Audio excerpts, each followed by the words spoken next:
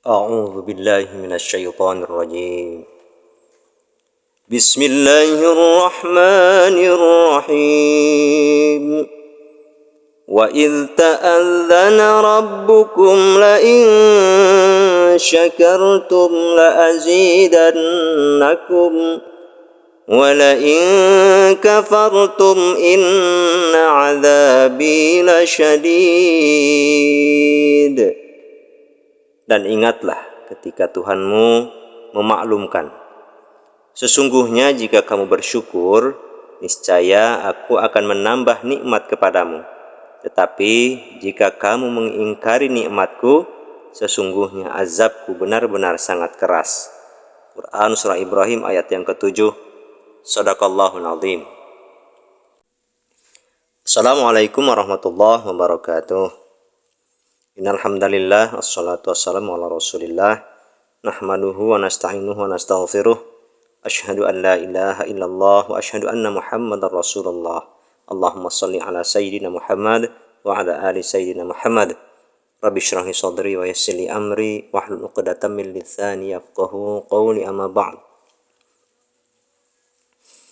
Jika kita mempunyai pendapat bahwa Allah itu suka mengazab terhadap orang Islam yang suka berbuat dosa dan juga maksiat, atau juga mengazab terhadap orang-orang kafir, maka mungkin pendapat kita itu harus kita pikirkan kembali, ataupun itu pendapat yang salah dan harus diperbaiki cara berpikir kita.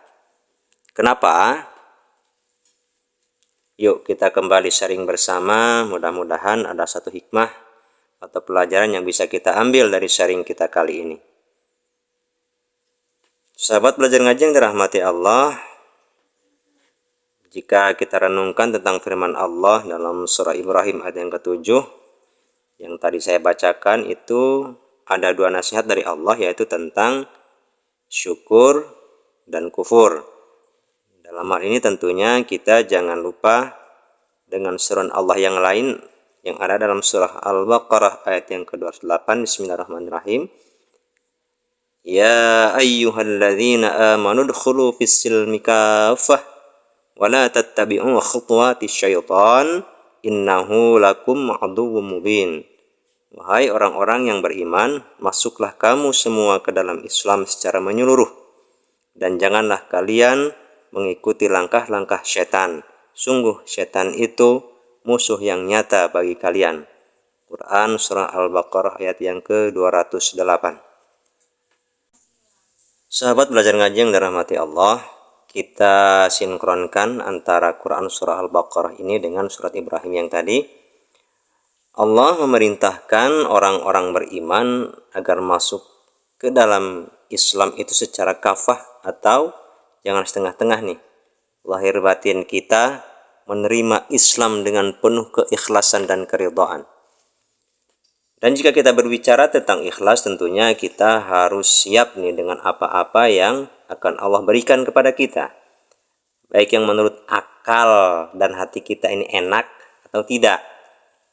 Akal dan hati kita ini sangat terbatas kemampuannya untuk memahami maksud-maksud Allah dalam memberikan sesuatu kepada kita. Kita ingin kaya nih contohnya, tapi kenyataannya kita tetap miskin. Ingin usaha lancar, tapi tetap seret. Ingin sehat, tapi Allah kasih sakit. Ingin punya anak, tapi sampai saat ini masih belum dikaruniai. Ingin jodoh, masih belum dapat nih.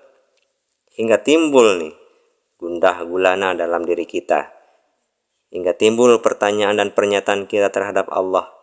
Kok kenapa sih Allah ini tidak adil terhadap saya gitu? Aku sudah taat beribadah, menjalankan kewajiban, dan semua sunnah-sunnahnya, tapi kenapa doa dan harapanku tak terkabul juga? Maka berhati-hatilah sahabat. Bisa jadi kita sudah terjebak pada kekufuran nikmat yang tidak kita sadari. Maka Allah memberikan hiburan dan juga peringatan kepada kita. Wa idz ta'adzana rabbukum la in syakartum la azidannakum, kata Allah. Dan ingatlah, sesungguhnya jika kamu bersyukur, niscaya aku akan menambah nikmat kepadamu. Sebab Allah ini tahu nih sahabat, kadar kemampuan kita. Bisa jadi Saat semua doa-doa kita terkabul, langsung kita akan semakin lupa, semakin ingkar kepada Allah Subhanahu wa taala. Dan kita, seumpamanya doa kita ini terkabul, bisa jadi yang tadinya taat menjadi lalai. Jika timbul pertanyaan, loh kan Allah itu pasti akan mengabulkan semua doa-doa kita. Ud'uni astajib lakum, kata Allah. Berdoalah, memintalah, pasti akan kau ijabah. Iya, benar. Allah pasti mengijabah semua doa-doa kita. Namun ya pada saat yang tepat menurut Allah, bukan menurut kita. Karena Allah sangat sayang terhadap kita. Allah tidak mau ketika permintaan kita diijabah oleh Allah, malah ketika doa itu sudah terkabul, kita semakin lalai kepada Allah. Kemudian setelah itu ada lagi kalimat dari Allah, wala in kafartum inna adzabi lasyadid, begitu katanya. Tapi jika kamu mengingkari nikmatku, sesungguhnya azabku benar-benar sangat keras. Nah, disinilah banyak yang salah paham tentang Allah, khususnya tentang azab ini. Sahabat belajar ngaji yang dirahmati Allah, apakah kata-kata azab Allah itu sesuai dengan sifatnya? Gini, kita merenung ya. Apakah ada salah satu sifat Allah yang mengatakan bahwa Allah itu maha pengazab? Silahkan cari kalau ada. Allah itu mempunyai sifat Rahman dan Rahim. Sifat kasih dan sayang terhadap semua makhluknya. Bukannya kita sebagai orang Islam, semua makhluk. Maka kita harus bisa nih meralat dari apa yang selama ini kita ucapkan baik dalam hati, pikiran, dan juga mulut kita. Kita sebagai orang Islam yang mengimani Allah Subhanahu wa taala sebagai Tuhan kita sangat yakin bahwa Allah adalah rahmatan lil alamin, penyebar kasih sayang terhadap semua alam dan juga seisinya.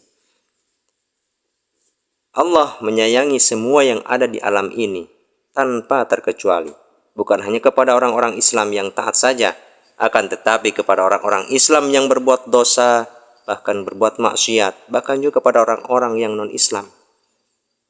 Konsep azab yang ada dalam Al-Quran ini sesungguhnya mengandung makna azab itu adalah peringatan dari Allah Subhanahu wa ta'ala.